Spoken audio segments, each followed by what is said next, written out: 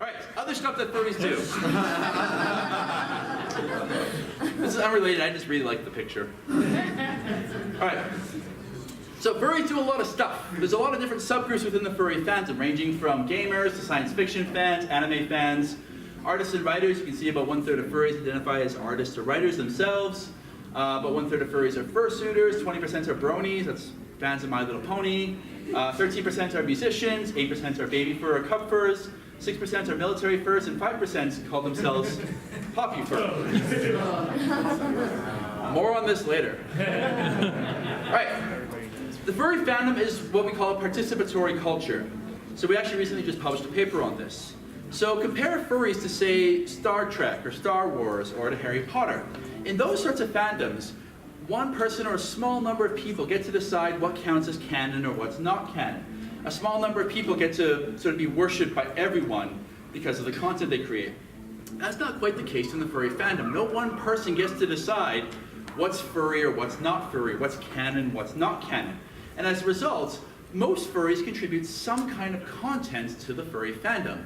Even just the act of creating a fursona is contributing a character to this big collective fantasy we call the furry fandom.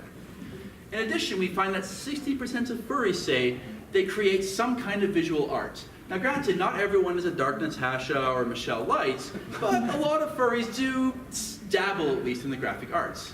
In a similar fashion, about half of furries say they do some kind of writing.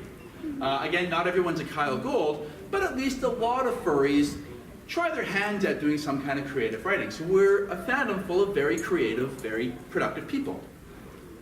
Now, we actually did a study a couple of years ago just on artists, specifically artists who take commissions and regularly sort of sell content to the furry fandom.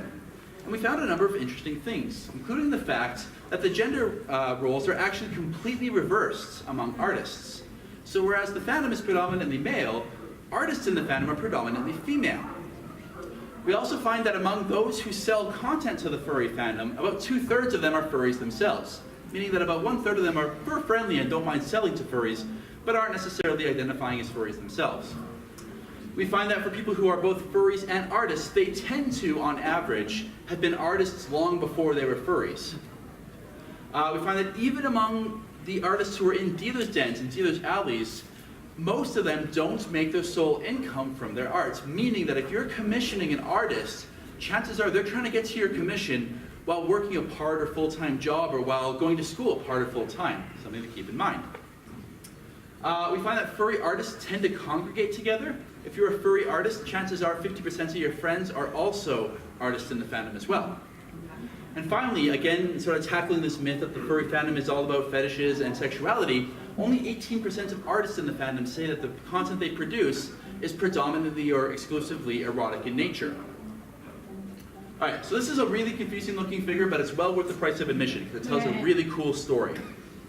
All right, so we created, or we developed, based on existing literature, an entitlement scale. So higher numbers mean that you're a more entitled person. You expect special treatment from your favorite artist. So higher numbers mean I expect my artist to meet me in person, to go above and beyond my expectations, to email me back anytime I email them. I should get special treatment. They should listen to every one of my stupid suggestions, et cetera, et cetera. Higher numbers mean I'm a more entitled person.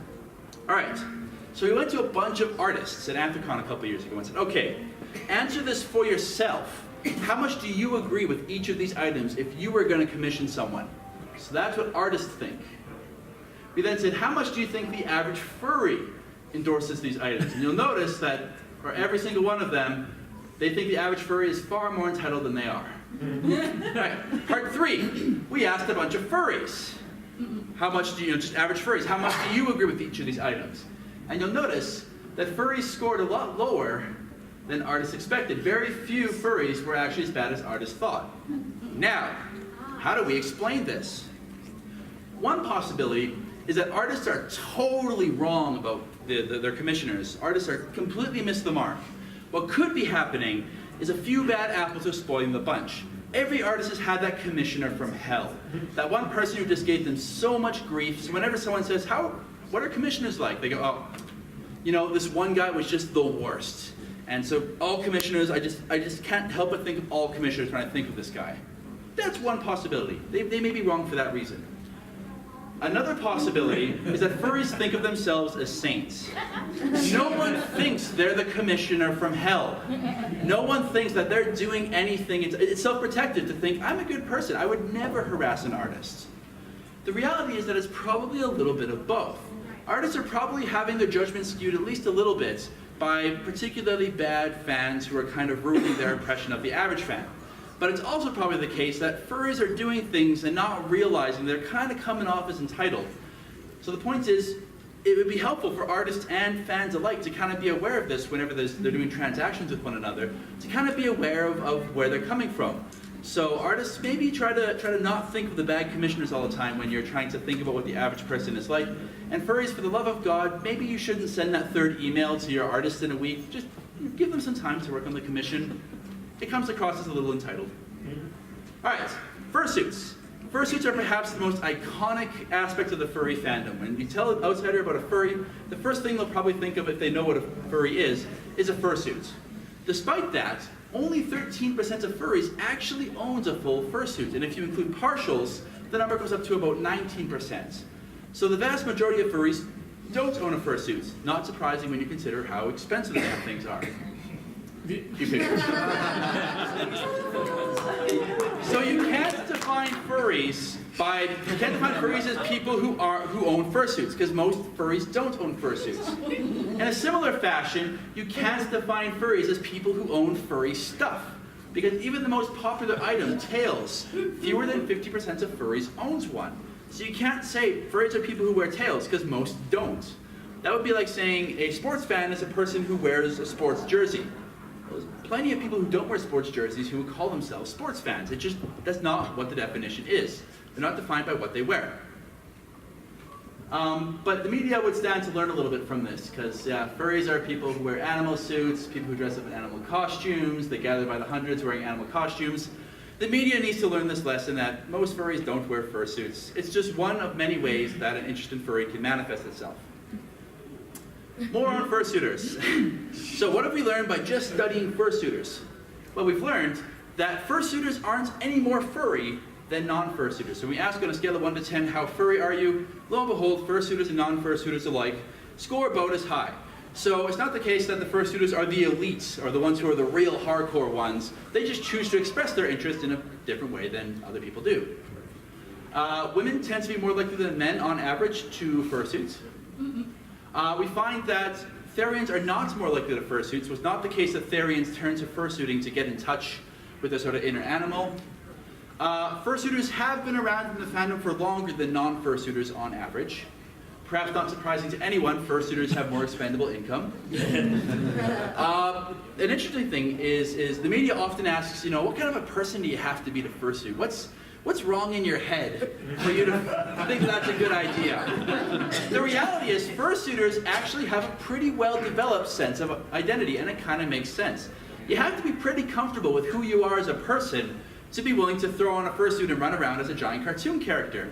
So fursuiters are actually pretty well adjusted in terms of their well-being and their sense of who they are. But they do get discriminated against more, which is not surprising because if you're fursuiting out in public, you're kind of like painting a big crosshair on yourself. The big question, fursuiters like hugs just as much as non-fursuiters. That was very unenthusiastic. I thought we cared about hugs. Okay. All right. Another thing furries do, they interact with one another. About half of furries say they make it out to some kind of convention at least once a year. So about half of the fandom goes to conventions. And about 1 in 3 furries say they try to make it out to some kind of regular fur meet in their area, whether it's going out to invade a Denny's with a bunch of furries or a furry house party, something like that. But where you see the most furry interaction is online, with about 80% of furries saying they regularly, that is on a day-to-day basis, go to some kind of furry forum, whether it's a local forum or a website like Fur Affinity, and about 80% use some kind of instant messaging program. Back in my day, it was MSN Messenger. I think the kids today are using Telegram, whatever the hell that is.